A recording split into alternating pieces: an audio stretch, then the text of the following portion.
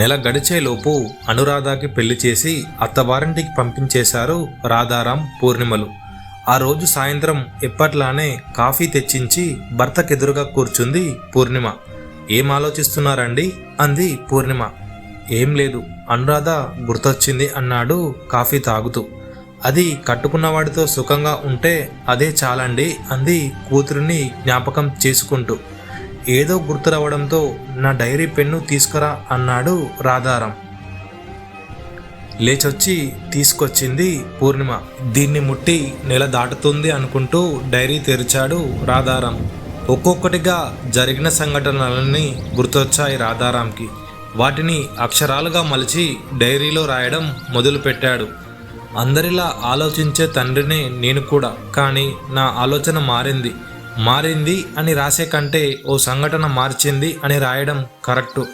వాణి కులం గాని అబ్బాయిని ప్రేమించి లేచిపోయిందని తెలిసినప్పుడు ఆ పిల్ల తల్లిదండ్రులు ఎంత బాధపడ్డారో, బాధతో వాళ్ళని ఎంత దూషించారో కల్లారా చూసిన నాకే తెలుసు. కులం, మతం అంటూ వీటినే చూస్తూ కనిపించిన పిల్లల్ని వదులుకోవడానికి కూడా సిద్ధపడ్డ తల్లిదండ్రులు. ఆమెను ప్రేమించిన అబ్బాయి తల్లిదండ్రులకి ఓ రోజు ఓ కాల్ వచ్చింది. ఓ ప్రేమ జంట విషం తాగి ఆత్మహత్యకు పాల్పడిందని, ప్రస్తుతం వాళ్ళు ఆసుపత్రిలో ఉన్నారని. ఆ కాల్ ఎవరు చేశారో, ఎందుకు చేశారో తెలియదు, కానీ ఆ దేవుడే చేయించాడనిపించింది నాకు ఫోన్ చేసి ఇంటికి రమ్మన్నాడు నారాయణ. వాణి ఆత్మహత్యకు పాల్పడిందని విన్న నాకే బాధ అనిపిస్తే కనిపించిన ఆ తల్లిదండ్రులకు ఎంత బాధ ఉండాలి.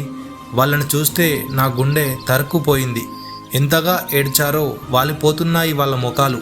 అప్పుడు వాడు నాతో, ఒరేయ్, వాణి చేసిన పనికి కోపం వచ్చిన మాట నిజమే, కానీ అది ఇంత అఘాయిత్యానికి ప్రయత్నం చేస్తుందని అనుకోలేరా? పరువు, ప్రతిష్ట, కులాలు, మతాలు అంటూ నా కూతుర్ని దూరం చేసుకున్నాను కదరా. ఒరేయ్, నాకు నా కూతురు కావాలిరా. చిన్న పిల్లాడిలా ఏడుస్తూ అన్నవాడి మాటలు నా గుండెల్ని కదిలించాయి. మేమంతా హాస్పిటల్కి వెళ్ళేసరికి వాణి ప్రేమించిన అబ్బాయి తల్లిదండ్రులు ఉన్నారు. అప్పుడు తెలిసిన నిజమేంటంటే ఆత్మహత్య చేసుకుంది వీరి పిల్లలు కాదని.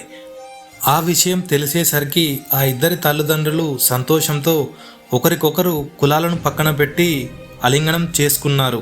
అదే క్షణాన వాళ్ళ పిల్లలకు పెళ్లి చేయాలని నిర్ణయించుకున్నారు. ఆ సంఘటన నా కళ్ళు తెరిపించింది. ఏ కులమైనా, ఏ మతమైనా బ్రతికుంటేనే కదా అవన్నీ ఉండేవి. చనిపోయాక అసలు ఆత్మ ఉంటుందో లేదో కూడా తెలియదు. ఒకవేళ ఆత్మ ఉన్నా అది ఎక్కడికి వెళ్తుందో కూడా ఎవరికీ తెలియదు. అలాంటప్పుడు బ్రతికున్నప్పుడు వీటన్నింటినీ ఎందుకు పట్టించుకోవాలి? ప్రతి ఒక్కరిని నాలాంటి మనిషి అన్న భావనతో ఎందుకు చూడకూడదు? ఈ ప్రశ్న తలెత్తగానే మానవ జన్మకి అర్థమేంటో నాకు అప్పుడు అర్థమైంది.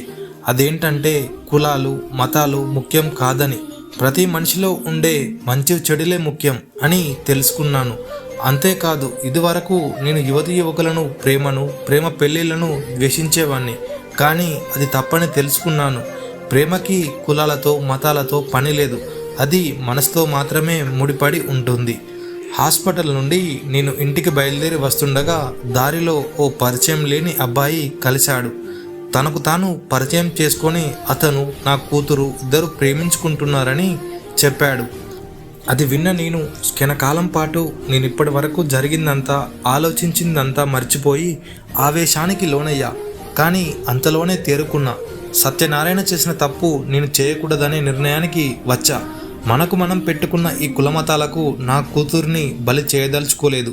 అందుకే ఆ అబ్బాయి గురించి అన్నీ తెలుసుకొని నా కూతురికి ఆ అబ్బాయి తగిన వరుడని నిర్ధారించుకున్నాక ఇద్దరికీ సంతోషంగా పెళ్లి జరిపించాము అంటూ రాయడం ముగించి డైరీ మూశాడు.